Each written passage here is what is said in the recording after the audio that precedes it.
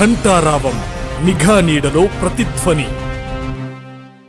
ఇవాళ వరంగల్ పోలీస్ కమిషనర్గా ఛార్జ్ తీసుకోవడం జరిగింది.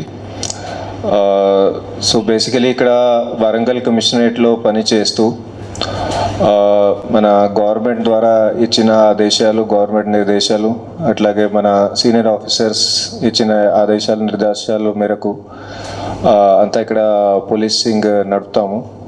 సో బేసికల్గా ఇక్కడ వరంగల్ పోలీస్ అనేది ముఖ్య మోటో ఏముంటుంది, టోటల్గా శాంతి భద్రతా వ్యవస్థ అంతా కూడా 100% కంట్రోల్లో ఉండి పబ్లిక్కి 100%గా నమ్మకం కలిగేటట్టు దట్ పోలీస్ ఎప్పుడైనా 24/7 మీకోసమే పని చేస్తూ ఉంటారు, మీకోసం అవైలబుల్ ఉంటారని అది నమ్మకం పబ్లిక్లో ఇంకా కూడా స్ట్రాంగ్ చేసుకోవడానికి ఇక్కడ అది కృషి చేస్తాము.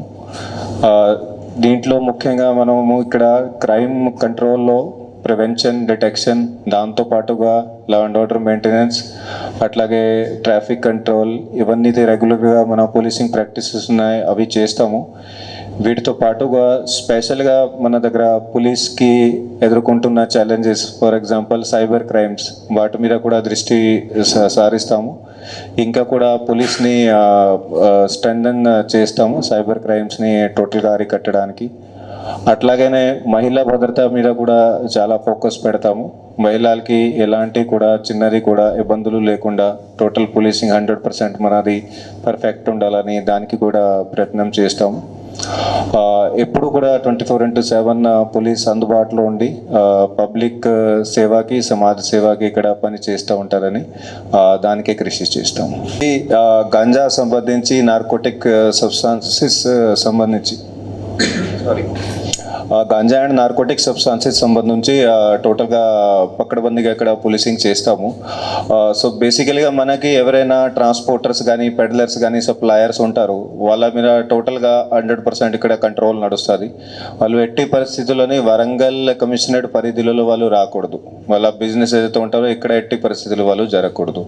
సో దానికి చట్టపరంగా ఏదైతే చేయాలా, ఎకనామికల్గా ఏమేమి చేయాలనో, అట్లాగే అది ఎకనామికల్గా కూడా చట్టపరంగానే ఏమేమి చేయాలనో, దాన్ని వేరే వేరే చట్టాలోనే వాటి పరంగా కూడా ఏమేమి చేయాలనో అంతా కూడా చేస్తాము. దాంట్లో ప్రివెంటివ్ యాక్షన్ కూడా ఏమేమి చేయాలని అవంతా కూడా చేస్తాము. కొన్ని రోజులు I will take to study ఇక్కడ సిచ్యువేషన్ ఎట్లా ఉంది. స్టడీ చేసినాక definitely you will see on the ground action ఉంటుంది. But only thing I can ensure is 100% అట్లాంటి వాళ్ళు సప్లయర్స్, పెడ్లర్స్, ట్రాన్స్పోర్టర్స్ వాళ్ళది బిజినెస్ ఎక్కడ నడవదు ఎట్టి పరిస్థితిలో.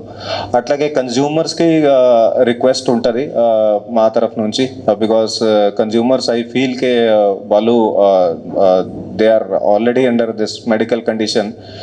వాళ్ళు ముందుకు వస్తే వాళ్ళ ఐడెంటిటీ అంతా అది గోప్యంగా ఉంచి, సీక్రెట్గా ఉంచి వాళ్ళకి రీహాబిలిట్ చేసేటట్టు అటు టోటల్గా 100% ప్రయత్నం చేస్తాము. అట్లాగే వాళ్ళు కూడా మనకి ఏమైనా ఇన్ఫర్మేషన్ వాళ్ళకి ఎవరైతే ఇస్తున్నారో, వారికి ఎవరైతే అమ్ముతున్నారో వాళ్ళ గురించి ఇన్ఫర్మేషన్ ఇస్తే, సో ఇది టోటల్ నార్కోటిక్స్ కంట్రోల్లో, గాంజా కంట్రోల్లో పోలీస్కి వాళ్ళకి కూడా కాంట్రిబ్యూషన్ ఉంటుంది, సమాజ సేవకి వాళ్ళకి కూడా కాంట్రిబ్యూషన్ ఉంటుంది. సో అదే పబ్లిక్కి కూడా నా తరఫు నుంచి ఇది విన్నపం ఉంది. Okay, thank you very much.